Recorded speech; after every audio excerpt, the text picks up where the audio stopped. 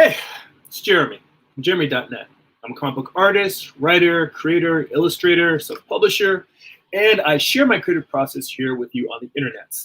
If you would like to support this channel, get additional bonus live streams once, twice a month, see my comic book artwork before anybody else, get to read all of my current series and see tons of behind-the-scenes footage in addition to that, you can go to patreon.com/Jeremy.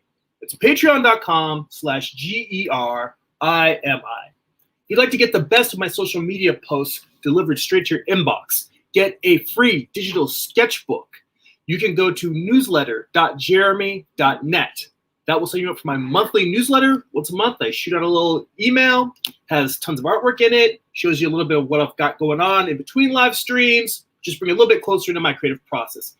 And if you would actually like to purchase some of my comic books, if you'd like to read physical copies, or if you read digitally on Kindle or Comixology, you can go to amazon.jeremy.net. They'll forward you to my Amazon author page. You can pick up my first graphic novel, Eye of the Gods. It is a standalone psychological thriller. It's about a man who is cursed with visions he cannot control. Or you can pick up volume 1 of my current series, Morningstar. It is Lucifer's Fall from Heaven, told as a Western. All of those at amazon.jeremy.net. It's GERIMI. And, I have been told from people that I don't say this often enough, so that's why I've got the ticker at the bottom of the screen there. But please, if you enjoy this channel, like the videos, share them with people that you think would enjoy, subscribe to the channel if you're not subscribed. All right. I see Trevor's in the chat already. Skull hanging out, and let's get into it. So I am currently working on, or I'm continuing to work on the Medusa piece. So I've got a lot more done in here. I'm pretty happy with what I've got going on in terms of the base. I may need to come in and tone down some of the highlights on her forehead, but I've got basically the snakes. I think I've actually gotten pretty happy. I've never been great at drawing snakes, which is weird because I'm kind of obsessed with drawing Medusa. That said, just in doing this piece, I kind of feel like I have a nice, instead of drawing the scales with the curves, this nice circular pattern that I have for doing the scales on the top, and then just the horizontal slashes of the underbelly. Like those two patterns, I feel gives me everything I need to draw a snake. And I don't need to draw those on every single part of a snake, just in areas of halftone or areas of where I want to concentrate detail. And then the rest I can just leave smooth. So doing this, I think, has been very helpful for the process. So now really it's just a matter of finishing up the skin tones, and, I kind of want to also go in and maybe gray tone the area. I've got a little trick. I think I may have showed you this when I was working on the Morningstar cover, where if I create a blank layer, and it doesn't matter whether I fill it with black or white. So in this case, I'll just fill it with, I'll fill it with black because that way I'll be able to see in my thumbnails and I'll know what layer it is. But if I take a layer and I fill it with black and I change the color mode to color, then it converts the whole image to grayscale. And so what I want to do is take this, when I'm finished, this is after I finish the skin tones, is I'll take this area, and then what I'll do is I will airbrush out, or I'll erase out enough of it that the gray will only really be towards the edges. So it's almost like I will, like you see, the color is slowly coming back in. So I'm going to kind of gray down the areas towards the outside of the image so that the center of the screen will have the most saturation. So that's also just a little visual trick to help draw the eye towards the center of focus. So let's see here. So come in and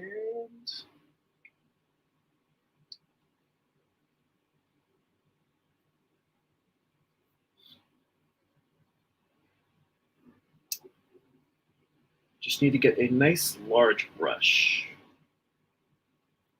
In fact, you know what? Let me turn my thumbnail back on.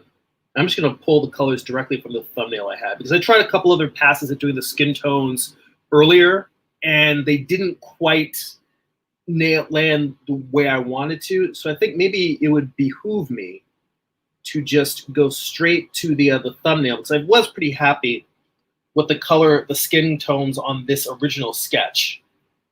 This is the original thumbnail I did, so I think I am just gonna eye drop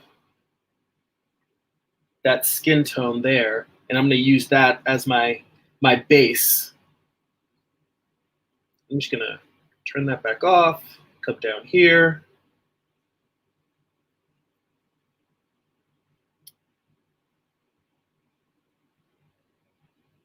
And just fill this up. Let's see. Just trying to decide what brush to use.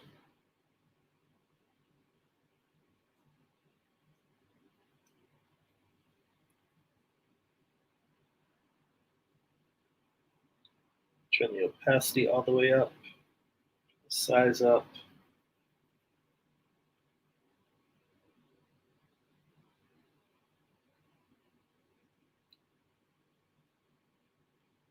I also feel like I'm gonna have to come back into the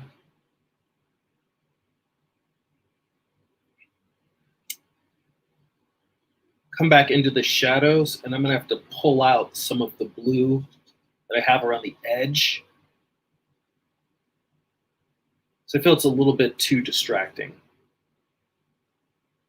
Now this whole shadow layer is actually being painted on top. The skin tones, actually, you know what? I just realized I could get some nice reflected light onto the blacks by doing this. But just the fact that I was painting in here and I, was not careful and I got a little bit of her skin tone on the snake, that'd be a nice way to get some reflected light from the skin onto from her skin onto the snakes. It's an interesting idea. We'll see.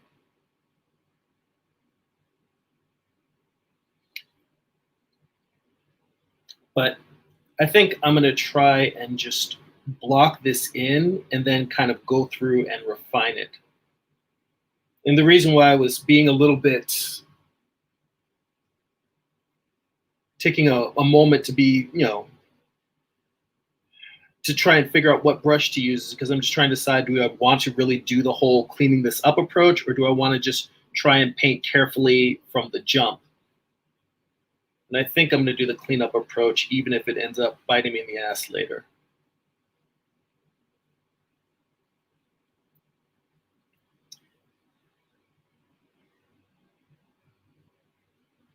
I'm trying to, because again, I'm always trying to learn and improve, particularly when it comes to working in color. I'm trying to walk that fine line between taking what I know to be best practices of painting, but also at the same time be willing to do something knowing that I may screw it up, because I just want to try it and see what happens. So it's that line between using your practical experiences, but at the same time also saying, screw it, let's experiment.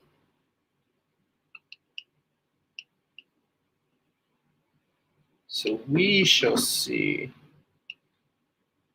Now, the one thing that I'm thinking as I do this is I feel like her skin looks a little too orange.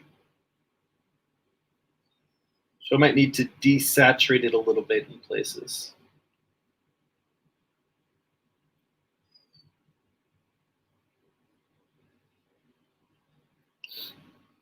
Let's see. Amar's in the chat. How you doing, Amar?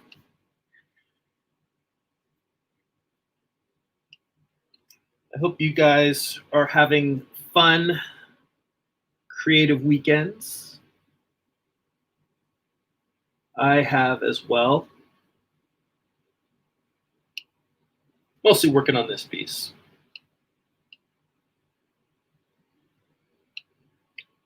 I know I said I was just going to just dive in and start painting. And now as I get to the face, I immediately go into delicate mode.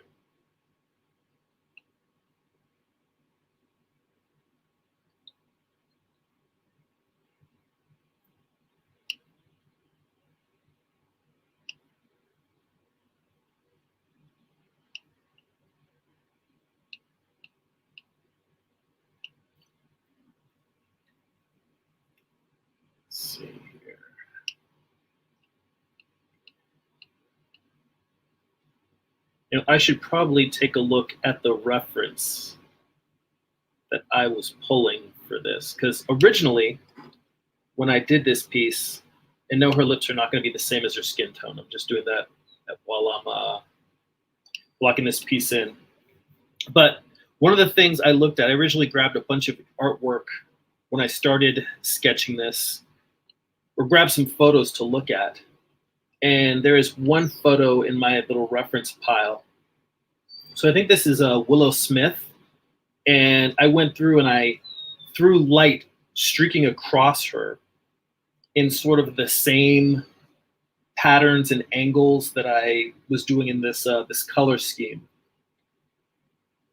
And I think I want to just real quick grab a snapshot of this and paste it into what I'm currently working on. Let's see here.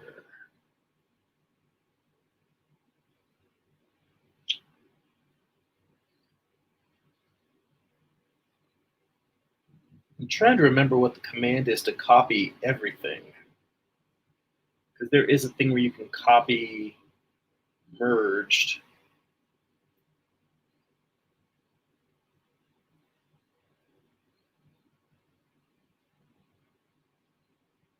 That is so weird. It's like my brain has just forgotten everything that I'm trying to do.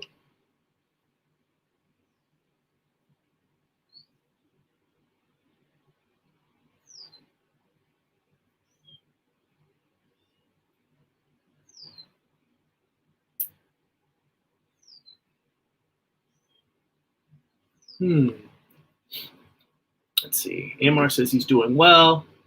Trevor says he's just trying to catch up on his page count. He says deadline looms. I'm curious how many pages you're trying to finish and in what time frame.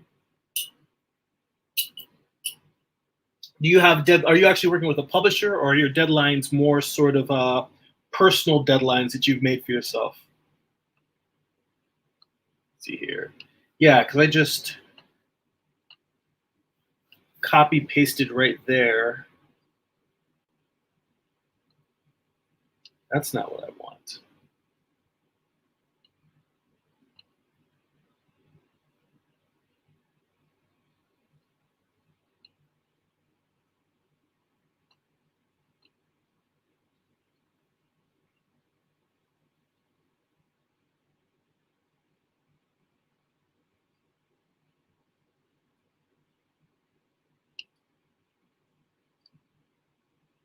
Yeah, I literally cannot remember what the command is to copy everything. So weird.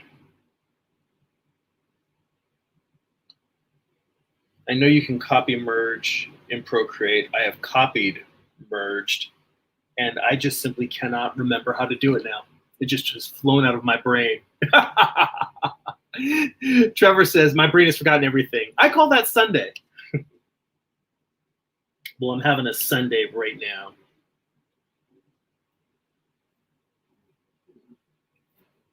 All right, well,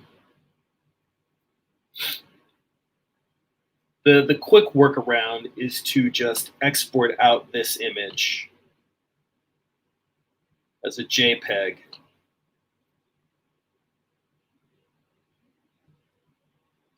Then go back to my other image, open it and crop it. So, there's always a workaround. It would just be nice if my brain were working properly. Let's see here. Insert photo. Let's move this to the top so I don't have a bunch of stuff over it. Crop out all the stuff I don't need.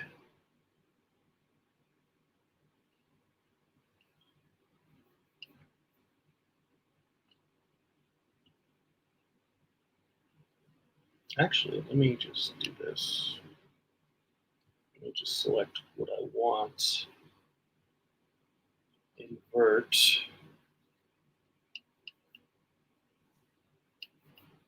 There we go.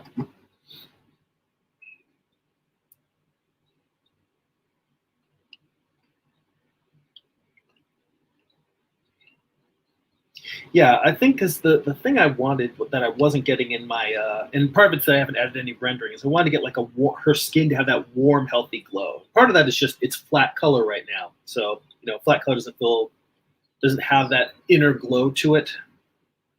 So I'm gonna have to add that, but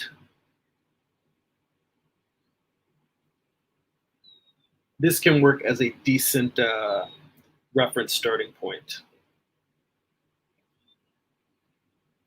So I'm just trying to find some that's kind of a nice midpoint neutral color. I did say I feel like her skin is a little too orangey, and this is redder, this base color. And I'm just gonna drop this right onto the existing color I have, which, wow, it really jumps out. Like it really looks orangey now. So that is the challenge. I was gonna desaturate it, but instead it just feels too orange. That's all right. Let's try a little bit more like that.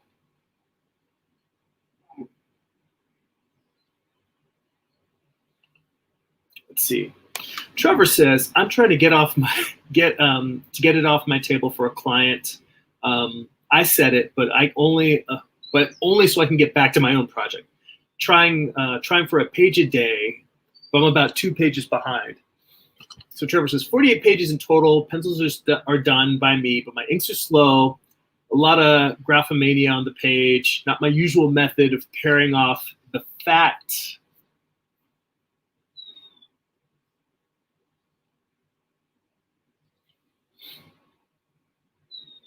Let's see here. I mean, I have never been able to do the page a day speed, which is one of the reasons why I never really pursued working in mainstream comics, is because, for the longest time, since I was in high school, I've heard that in order to do a professional comic, you have to be able to do at least a page a day. Because you do a page a day, if you include weekends, a 22-page comic, that pretty much eats up the whole month. So that's like the bare minimum you need to do in order to be able to deliver pages on time to your inker. They can deliver it to the colorist to keep the monthly comic book pipeline moving. So that was always my my understanding. And I mean, I have been able to finish a comic in a day, a page in a day, but I've never been able to finish like a page a day over multiple pages consistently. So I just said, screw it. I'm just going to make my own comics, make comics for myself, and make them at the pace I make them at. That said, yeah, I've been bitching a lot about how I want to get faster, and we'll see how my process changes as I attempt to speed up. We'll see.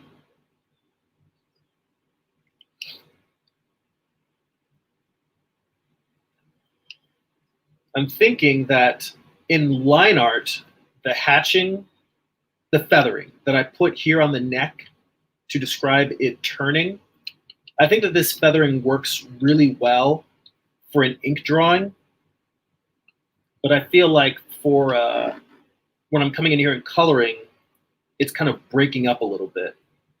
It's not working as well. I haven't decided yet whether I'm going to go back and erase that or not.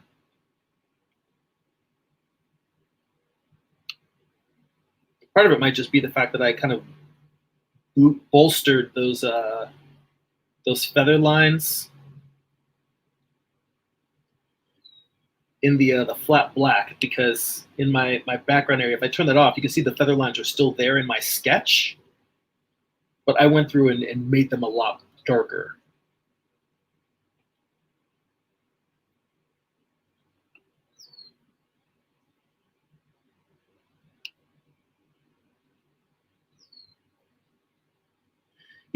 One of the things that I was going to do, and I really debated, and I chickened out at the last minute, but I really thought, because I don't spend a lot of time working in color, or not anywhere near as much as I do black and white, that I was going to sit down and do a whole bunch of skin tone studies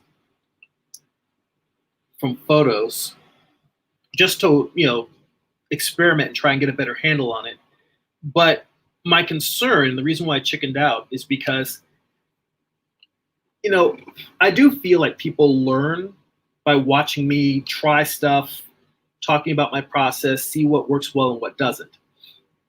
So in that sense, they're sort of like tutorials because you can see me working through the process. But I always try to give the disclaimer that they're not a full-on tutorial, because I feel like what a tutorial should do is give you a rubric of steps to follow, and if you follow these steps, you should get a reasonable result.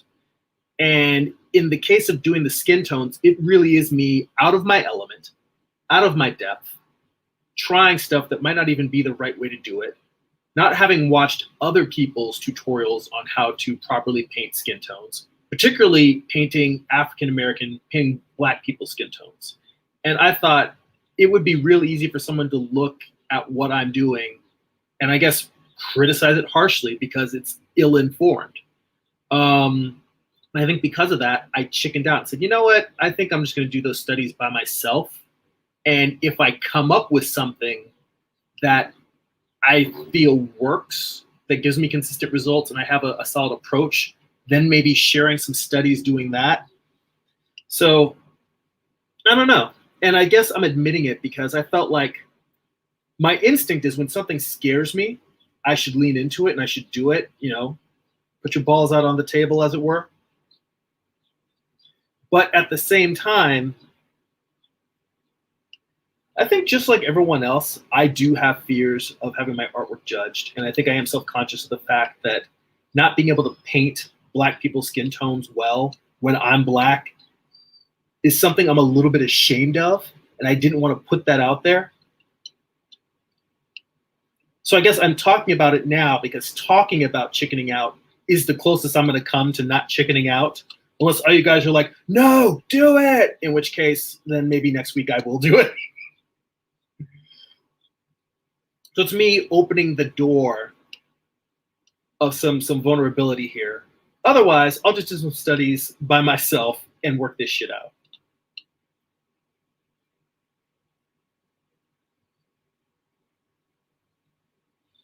But all of that comes from the fact that, you know, even in this right now, it's just a base color for me to paint values on. And when I look at this, this does not feel like naturalistic skin tones to me. True, I have to go in and refine it, but just look at this. I still feel like it should be more desaturated in the shadows, but I haven't painted any shadows on there yet. Well, actually, though, see, that's the thing. Part of this is that this isn't even shadows yet. This isn't even like the darker skin tones. Maybe what I need to do is go in here and take a sample from sort of the shadows and then put highlights on top. Nah, I think I'll just stick with this and then paint the shadows on top of it. Normally, I go back and forth. Sometimes, I think it is another thing that's good to have a consistency. Normally, I try to draw the shadows, and then I'll just do flat color. But in this case, I'm choosing to do, well, I'm kind of doing that. I go back and forth between drawing the shadows first or doing the flat colors first.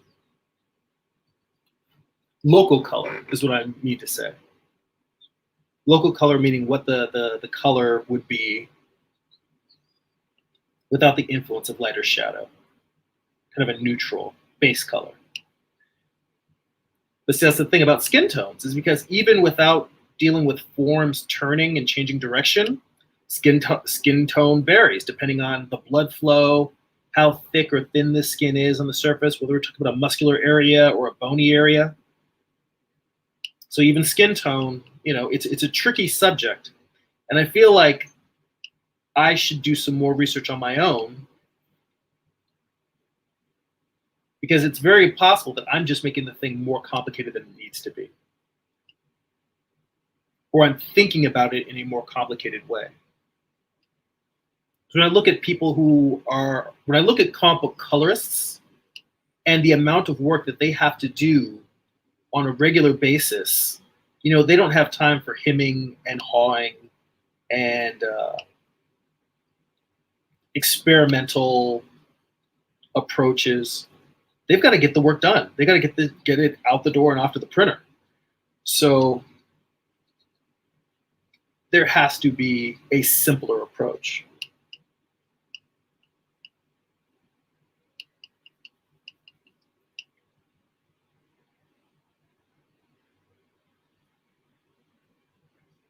And I guess what I'm trying to get to is a base color that feels like what I want the base skin tone to feel like.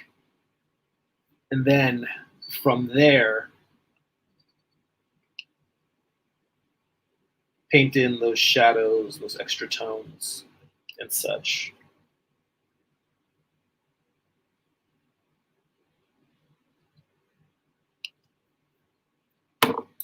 Let's see here.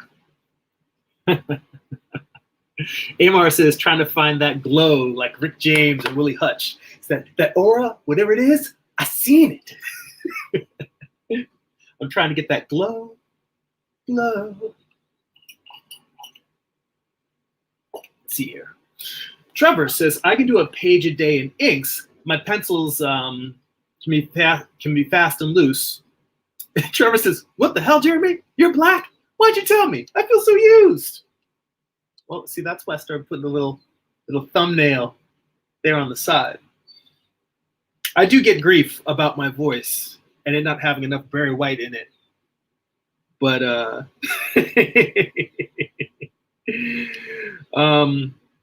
but yeah, I feel, you know, this does bring up an interesting point just in the fact that art education in general is westernized. And in Western art, there's not necessarily as many representations of people of color. Doesn't mean that they don't exist. They do. But I don't think that there's, first off, academic drawing people to be represented and to look, not photographic, but to be representative art. I guess representative art does tend towards realism. That unto itself is a thing that is not taught in art schools, at least not in my art school. I think it's taught more in art schools now in 2021 than it was when I was in college in the late 90s. The late 90s, it was all fine art, museum, gallery stuff. But point being is that when you are taught to paint and draw, and you're taught to paint and draw, you know, with a more Western approach towards drawing, the skin tones you tend to learn to depict tend to be Caucasian. And that's not saying that the education, that art education is prejudiced in any way. It's just, that's the subject matter that's mostly been depicted. And when you're studying from those subject matters, for instance, I'm sure that my art education, my approach to creating art would be very, very different if, say, I had gone to like a historically black university, if I'd gone to like Howard, you know, or Temple University or something like that. If I had gone to a historically black college,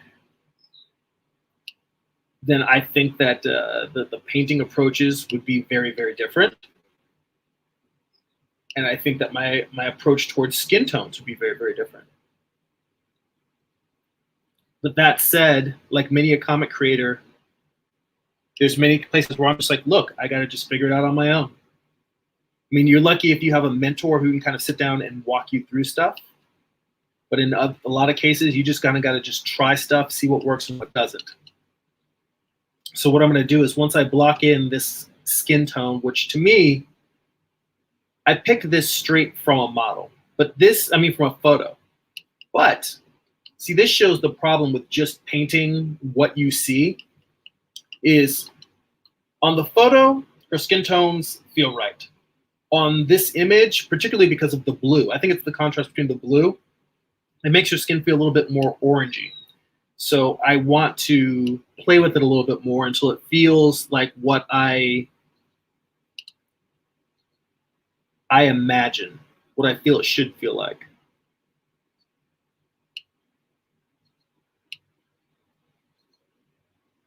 Which is brown with a warm inner glow.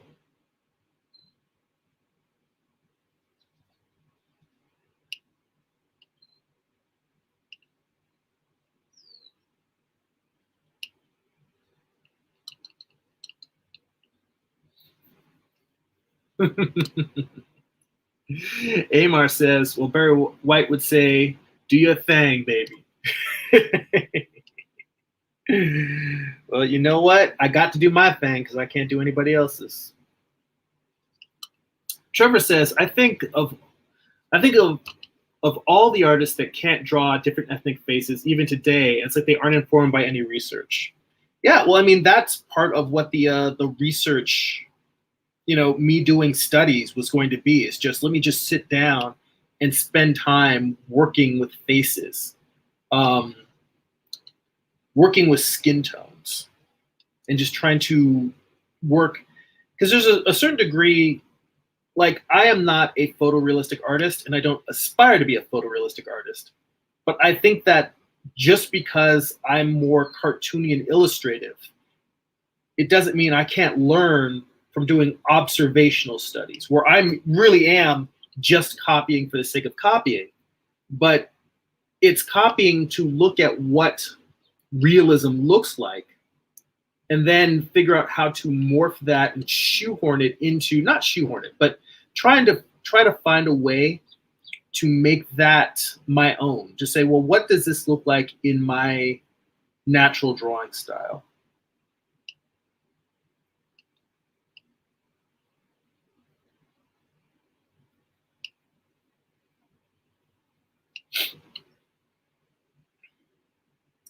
And I definitely don't want to make her lips like she has bright red lipstick on, like in the photo.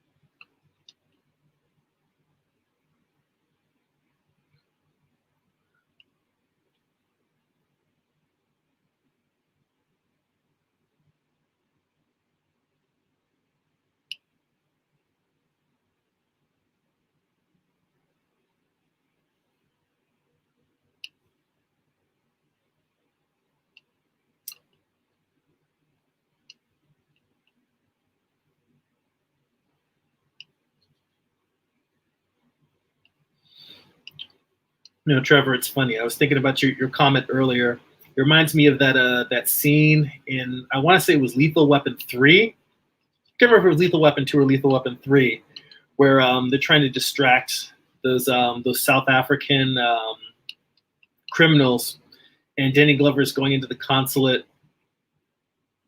and he's like wants to get a visa to go to South Africa to protest apartheid, and the guy who's there is like, well, you can't go to South Africa. He's like, why not? He's like, well, you're black.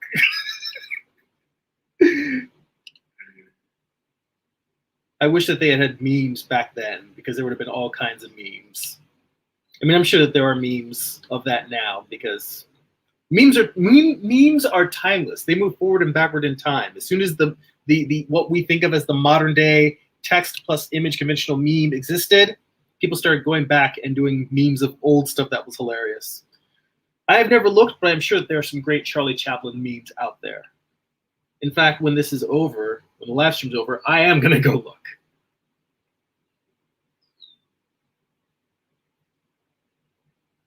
The Charlie Chaplin meme generator.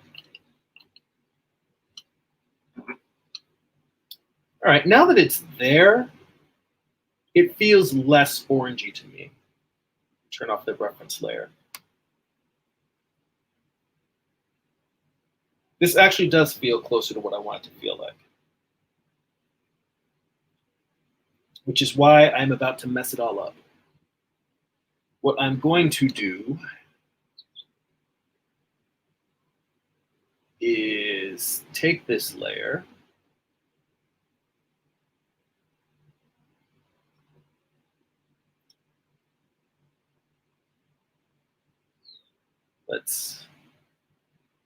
I might be running out of layers, because I think I'm working at like 600 DPI, which means I may have to delete some stuff in here. Let's duplicate this and see what happens. All right, so I haven't used up all my layers yet. Let's go in here and Darken and desaturate this. Bring the brightness down, saturation down, brightness down more, desaturation down more.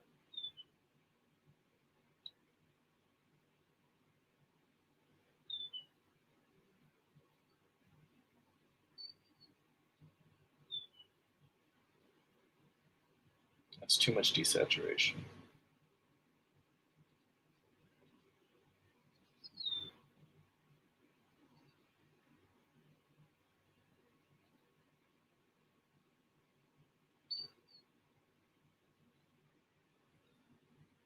Now, let's take this.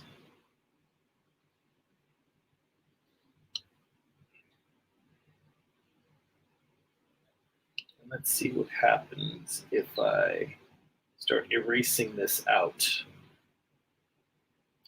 Let's go with a nice soft eraser.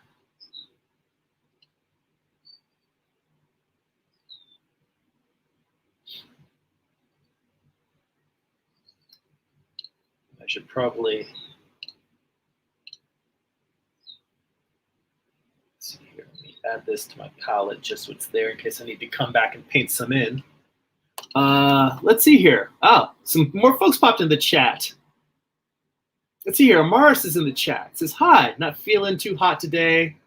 Hot flashes from my diabetes medication for taking over again. Don't know if I want to be hot or cold. She says, but I'm doing digital art in Autodesk Sketchbook. Well, you know what? I find that art is great for helping you get through those times when you physically don't feel well. When I am unwell, that's how you know when I'm really sick, is when I don't feel like drawing. Because more often than not, I'll be tired, I'll cough or sore throat, or I just feel crappy, and I can just sit down and draw, and it's the kind of the opposite of being drunk. It doesn't make everything better, it just makes me not care that I feel crappy. Let's see. Trevor says to Amaris, why choose to be hot or cold at the same time? Let's see here. UL's in the chat, says like a supermodel. Well, Amaris, I'm sorry to hear that the side effects of your diabetes medication are throwing you off. I hope you feel better. I hope the medication, stabilizes out a bit. I am pre-diabetic, and I'm working hard to not end up full blown. So I'm trying to get more exercise on a daily and weekly basis, and watch my sugar. There's probably more creamer in this coffee than there should be.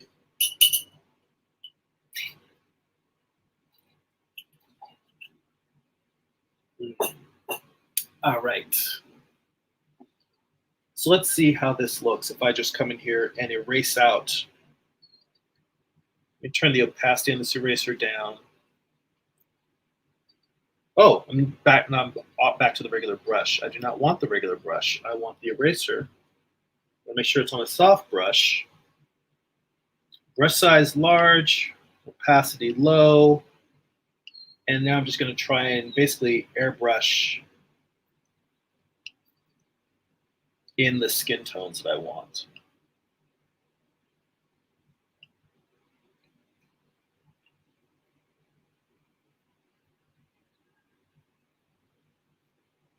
Now see, that's giving me a nice warm glow.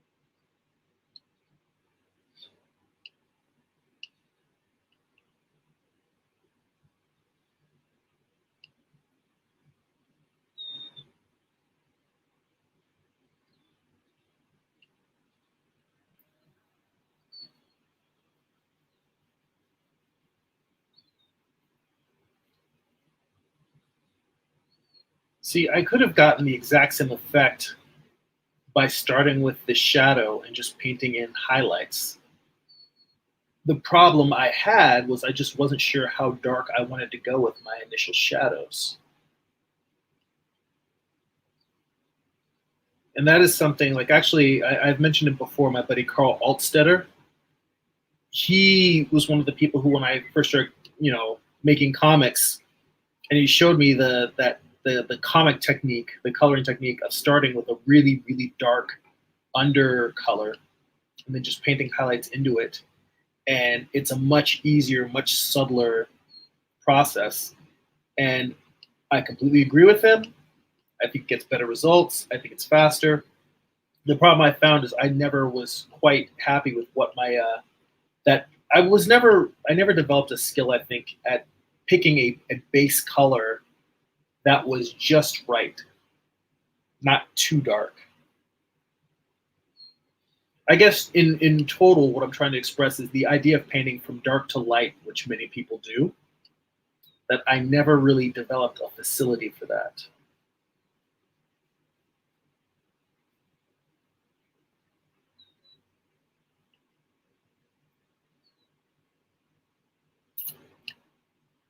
Let's see here.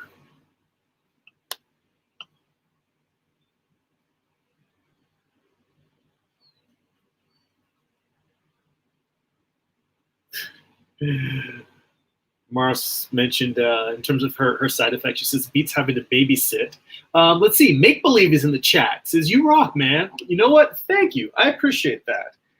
Sometimes it's nice to hear that when I'm sitting here and when I'm in a piece, that when I'm working on a piece and it's not at that 100% stage where I'm like, yeah, and it's like there's some good stuff going on in the piece. There's some stuff that's not as good as I'd like, and it's in that that phase where it's duking it out for the soul of this piece. So I'm glad to hear that you're digging it. Let's see here. Amara says, my 2-year-old cousin is throwing up and hit the wall. Ew, sorry to hear that. Yuel says, try cinnamon. It helps balance blood levels. I actually, one of the things I do is for breakfast, I have a smoothie every morning, and all it is mixed berries and spinach. It used to have pineapple and what was the other thing I used to put in there? Pineapple and banana. I used to put pineapple and banana in the smoothies as well, but I found those still spiked my blood sugars more than I wanted. So in the end, I just switched to just berries, which is, has the least effect on my blood sugar in terms of vegetables. It was just berries and spinach, but I also put in some wheatgrass and cinnamon, like big heaping scoops of cinnamon. That's the other thing I put in there. So I'm co-signing what you all says. Yeah, cinnamon helping for blood sugar. And Amar says, what is pre-diabetic? Is that the prelude to diabetes? If so, would post-diabetic be the epilogue?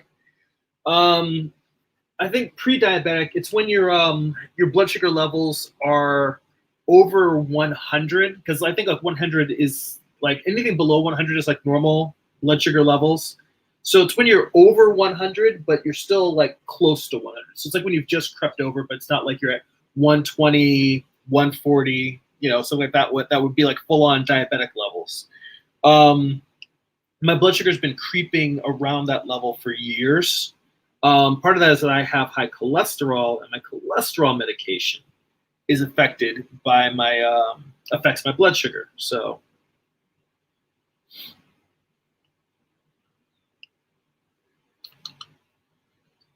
let's see. Trevor talking about the throwing up cousin baby says, go get a priest. He's probably possessed. Mara says she's not happy right now. Let's see here. Back on the painting, Amar says, I do dark or mid-tone for the flat color. Yeah, I was originally starting with mid-tone, and then I realized my mid-tones were too light. And that's, I think, the problem that I that's the reason why I was saying that I want to just do some skin tone studies just for me, is finding that right balance between what would be a good starting point.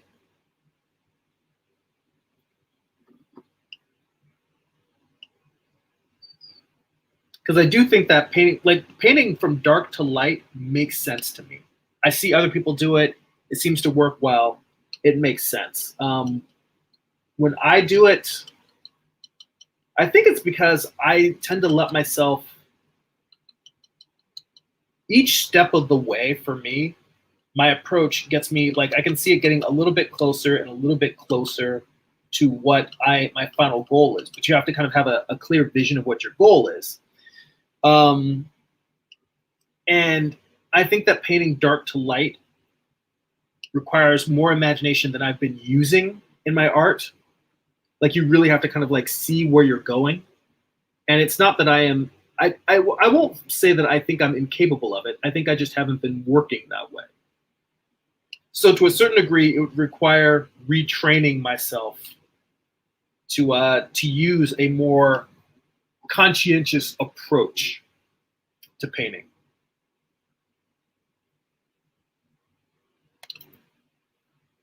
Let's see here.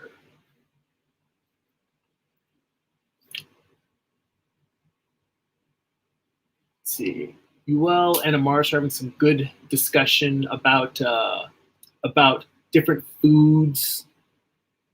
Oh yeah, Adam mentions ginger. Yes, that's the other thing I put in my smoothies, is like big old hunks of ginger root. I don't even use the powder. I just get big hunks of ginger and I chop it up a little bit, only because the full root is so thick in the blender that I use that I don't want to destroy the blender. So I found that it does a little bit of a better job in terms of chopping everything up if I go in and do that first, if I come in and chop it up some. So let's see. See, Make Believe says skin tones are really hard when subsurface scattering needs to be considered. Yeah, you know what? And that's another thing. Like, I have never done that whole process of painting bowls of fruit, which I didn't even understand. That's one of those weird things where I kind of sometimes I get angry at my art education in the past, because no one explained to me why artists are supposed to draw bowls of fruit and why they're supposed to learn. And for those of you who don't know, the reason why is because light reacts differently to different types of fruit skins, the peels. You know, like you look at an orange or a banana and they're a much more opaque rind or a skin. So when you paint on it, or when you're trying to depict it, you know, it'll give you something that's a lot more like light reflects off of the skin, while berries and grapes have a more translucent skin, so similar to human skin. Well, similar to the thin parts of human skin. So light passes through grapes and certain berries. And if you have an orange that's whole and then an orange that's peeled, you'll be able to see the difference in terms of the light traveling through it. That's the subsurface scattering. Light hits the surface, instead of being reflected back, it scatters through the surface, hence the name. And the point of drawing a bowl of fruit is getting to learn and understand the different types of way that light can move through a surface, so that when you go to draw a human being, you're going to draw their cheekbones. Light's going to affect your cheekbones, which has a bone directly underneath it, differently than it's going to affect your ears, which are thin and light can pass through, or the webbing of your palm. And that was something that was never discussed. Now, to be fair to my art professors, I feel like what it was is that they probably had this stuff beaten into their head when they were in school, and they're like, that sucks. That's not what's interesting and what makes art. So we are not going to make our students have to do that kind of crap when we teach, which I can respect that, except that, you know, I definitely, and I think most of us watching here, fall more into the illustration camp as opposed to the fine art camp. And as an illustrator, I need to learn how to do those things. And I've never actively studied them. So now, you know, at this late stage in the game, I'm trying to figure out all these things kind of on my own. Now I say kind of on my own. The fact of the matter is I've been taking figure drawing classes for years, and the instructor that I've been studying with, Carl Ganas, he teaches painting classes. I just haven't been taking them. And this is telling me that I probably should have taken, or probably should at some point in the future, take a painting class, because there's only part of the reason why I hadn't taken a painting class is I still feel like there's so much I'm trying to learn on the drawing side that I've kind of told myself mentally that I'm not quite ready. But there's stuff I need to learn and stuff I need to do that I'm trying to do now.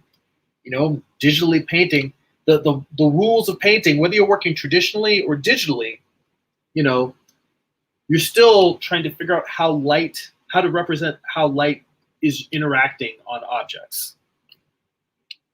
I'm a lot happier with this now than I was when I started. I actually did another pass. I'm going to turn this off and show you the skin tone pass I did before. So originally, I did this skin tone pass, which I felt like I saw her having very rich, chocolatey skin. But I also felt like the thing is when you shrink something down and you look at it at a thumbnail, what I found was, okay, the problem is she has the skin tone that I wanted her to have, but so much of the piece is so dark that you lose her in the contrast. This me shrinking it down, this is something everyone should do when they work digitally.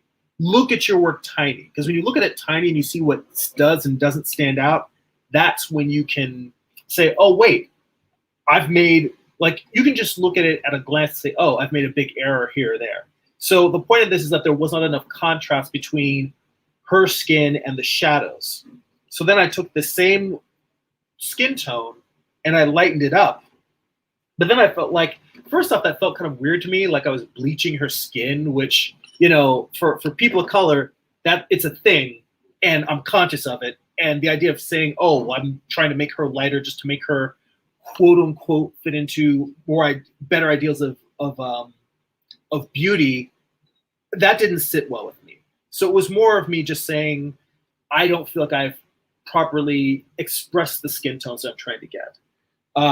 This piece felt better, and if I shrink it down as a thumbnail, this actually at thumbnail scale, it looks like what my original thumbnail, if I go back, oh, I can just turn it on. Like this thumbnail feels like that skin tone feels closer to this. This was my original sketch that I did. So, but if I'm doing a painting, yes, I can just keep pushing from here to completion, finish what's done with the, like clean up the shadows a little bit and bring this painting in for landing. But I look at every piece I do as an educational process. It's a chance for me to learn, not just knock the piece out. So I thought, you know what? Well, what would happen if I kept pushing? What if I even go beyond that and just start from scratch? And that's when I hit all these layers. I went back like the Willow Smith little study that I've got here. I had like a sheet of photos. And I was just going to do some colors. That's why I started before saying I was going to do a bunch of color studies, skin tone studies for this. But when I opened this, when I decided I wasn't going to do the studies, I was like, all right, let's just start again. Let's just take a step back and see how we look. Okay, first skin tone pass. Based on the skin tones I was referencing from the photo, this works from a contrast level. Like if you look at the super tiny, contrast-wise, it works. Her skin tones feel too light for me, but they work. And then, as you guys saw, I threw on her, the skin tones that now this actually feels a lot closer. Like it has the contrast that the piece needs at a small scale.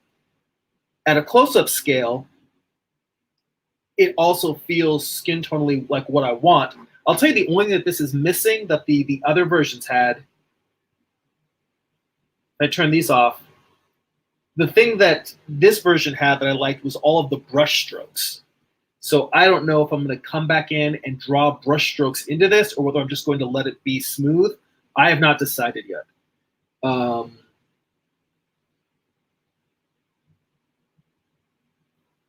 So far, the smooth seems to be working. So maybe I'll just leave it smooth. Let's see here.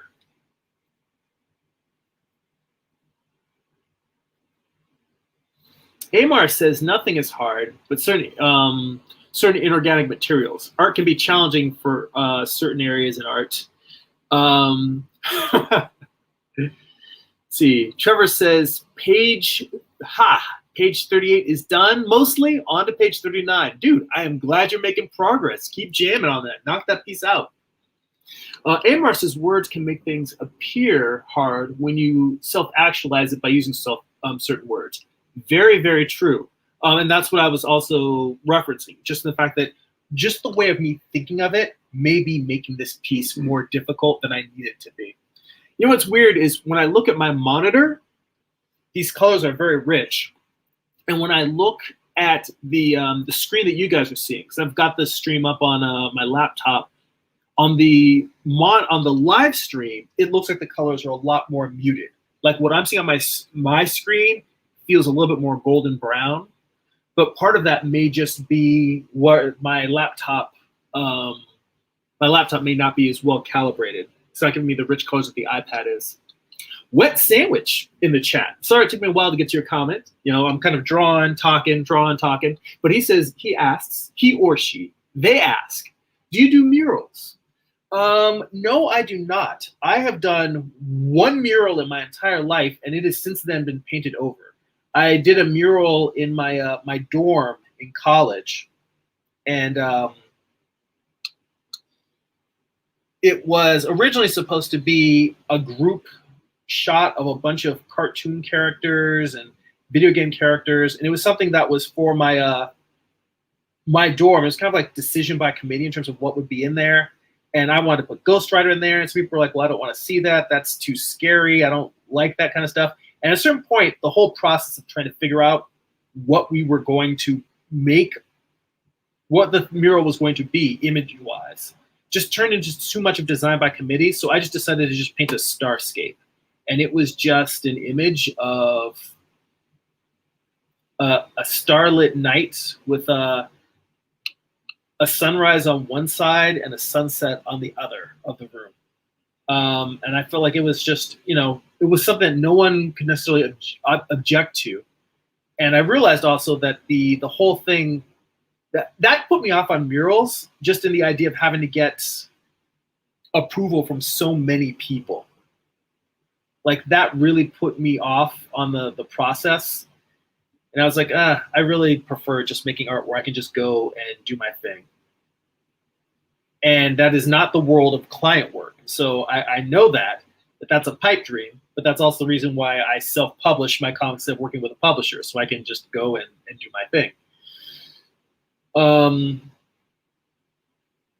I mean, I've seen people do very, very dope murals, but no, I've never done any type of murals other than that, those two that I did in the dorms. Amar says, if you can draw a glass of water, then you can draw light and other organic surfaces as well. You know, and I have not sat around and done any water studies in a while. Amar says, I think in reference to the first version that I showed with the dark base skin tones, he says, chocolatey. Trevor says, the power of thumbnails. That's why I waste so much time doing them. Well, that statement of waste, that's barking up the wrong tree, as you well know with me, because I love me some thumbnails. I do too many thumbnails.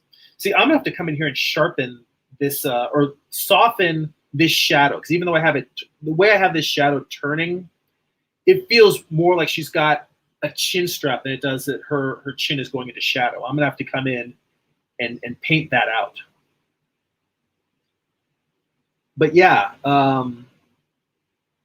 I am a huge, huge, huge believer in thumbnailing the crap out of everything you do, and really figuring out, understanding what you want from the piece, where it's going. And much like people who are writers and don't like discovery writers, people who like to write by the seat of their pants, they don't like necessarily to outline, and they want to just figure out the story as they go. That's also true. There are artists who just like to figure out what the piece is going to be as they're going. But for me, I find that much as I am a heavy outliner in my writing, I am a heavy thumbnailer in my art. I really like to work it all out. I feel like I have a good understanding of what I'm trying to do. And something I'm doing here, I'm kind of playing with edges.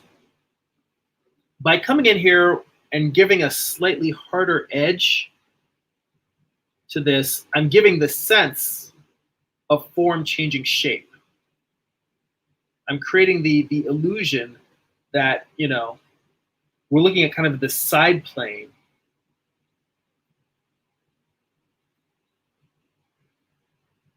of where the shoulder is going into the collarbone.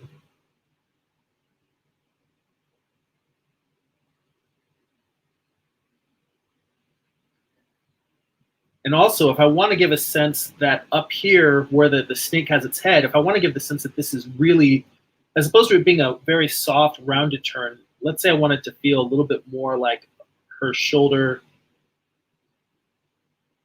It's still rounded, but it's got a little bit more of a delta to it. I can come in here and make this a little bit of a harder turn.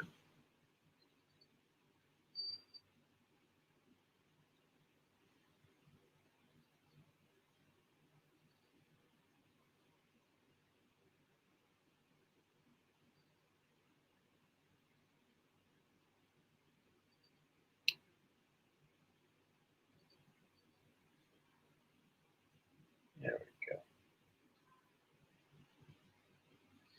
Now there's some small marks in here. These stray marks, these are actually on my sketch.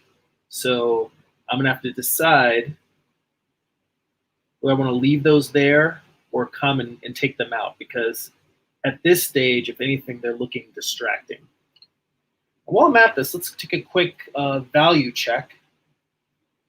In black and white, seems to be working. I'm really gonna have to come in here and just rework these shadows, because right now, like I had this strange idea that I was gonna paint the shadows first and then paint the skin on top of it, kind of bleeding into the shadows.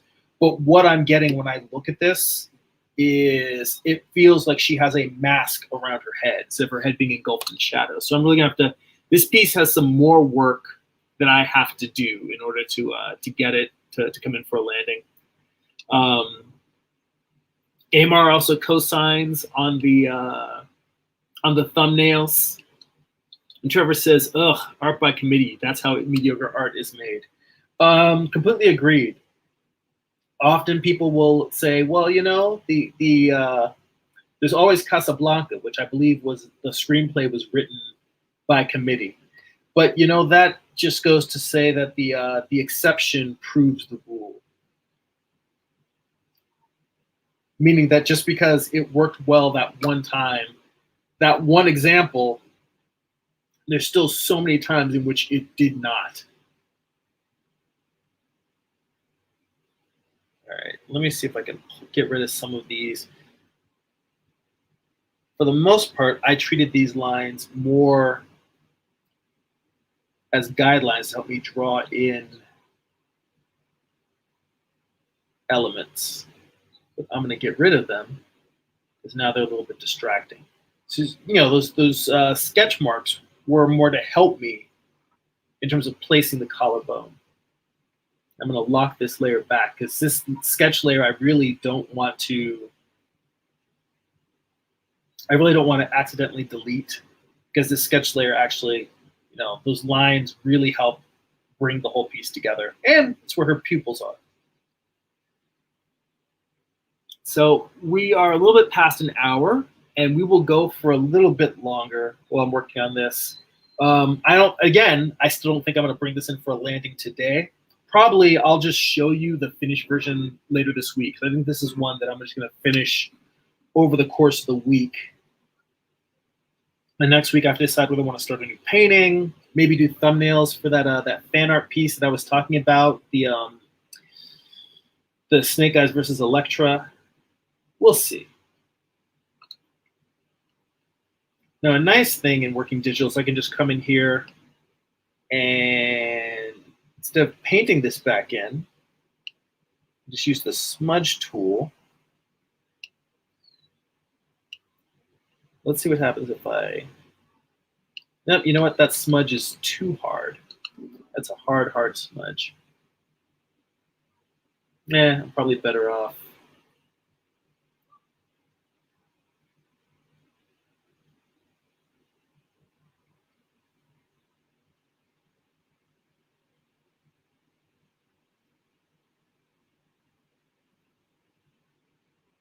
Smooth that a little bit.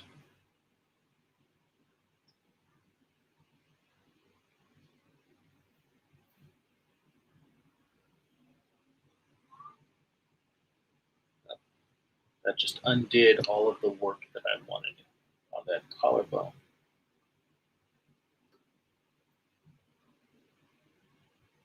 See, Trevor says, you know I'm a thumbnail guy, but I'm also infamous for ignoring the thumbs when I go to the page. Sacrifice it for a better idea. You know, I will definitely do that as well. Although what I tend to do is if I see something on the page that, well, part of it is that I will, for me, my layout stage is, it's loose pencils. But it's still one of those things where I don't feel like I have a finished pencil stage. I go from the loose thumbnails are where I will make those decisions. So I go from pencils to a stage where I will still feel fluid enough to move things around, change things up a little bit. And then when I get ready to do the final, the inks, that I usually have pretty locked down. But I have gone through and inked a page and then still looked at it and said, better idea. And I'll come back and revise that again. So I agree with you there. I try not to stay too locked in. But I just give myself the latitude, if I need to move things around.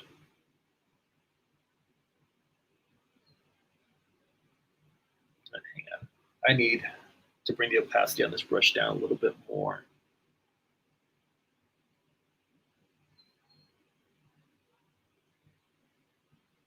Smooth this out a little bit. Well, I'm starting to get the brush strokes that I was worried I was missing.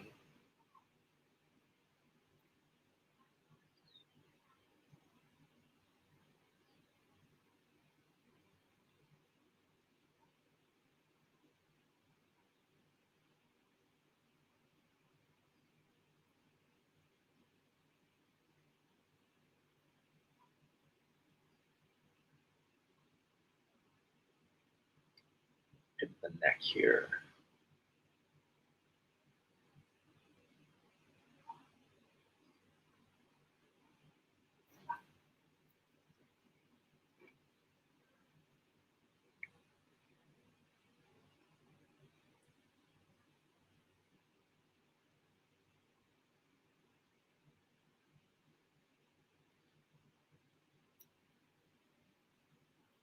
Zooming out again. Just want to see if there's anything that I'm missing.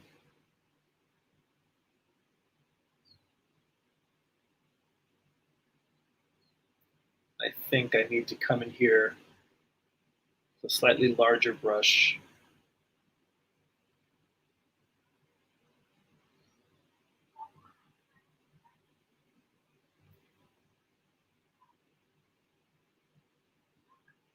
A little bit more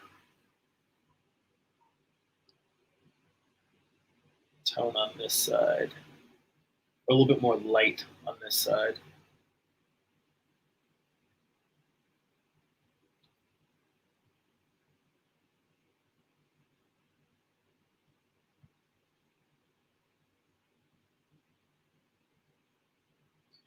And I think the real challenge in this part is describing the anatomy in a way that doesn't become lumpy and bumpy, but still suggests slight changes of shape between the shoulders and the bicep.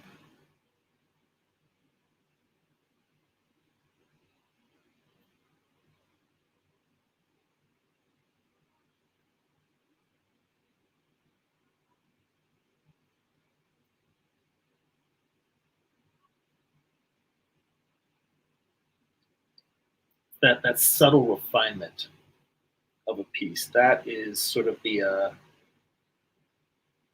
and I think that I find subtlety challenging, being able to come in with a soft, delicate eye. For me, it's like I either tend to work, I think part of this is being really influenced by Alex Toth, and Alex Toth does know something about subtlety, but the fact that it tends to be he gets in the big, bold, what's necessary to tell the story, and then moves on. And I'm in here trying to do this similar thing where I'm either drawing large areas of subtlety. I mean, subtlety like this, either the bold parts, which are just like the big masses, the shoulders, you know, her breasts, the cheekbone, but then like it's either these large masses or little areas of detail. And there doesn't seem to be much in between. And the in between is making the shoulders feel like the anatomy of the shoulder is there. Then you still have both the bicep and triceps coming out from underneath that shoulder with their arms kind of pulled in. It's trying to get those subtleties. And I still need to go in and rework the shadows so they feel like they're actually wrapping around. But I want to feel like she's being cloaked in blackness, not like she's got, well, that chin strap. The chin strap, now at this stage, it's super bothering me. And I'm going to have to go in and paint that out. Or paint more shadow over her. I haven't decided which. This might be one of those where I come in and just put a whole other layer on top of this and just paint directly on top of that layer. I don't know. But we are an hour and 15 in, and I think that we have probably had enough. I think you guys have had enough of me for today. You know, you've seen me fumble around with some skin tones. Bring a piece a little bit closer to finished through, you know, a little bit of work and refinement. Still not there yet, but coming along.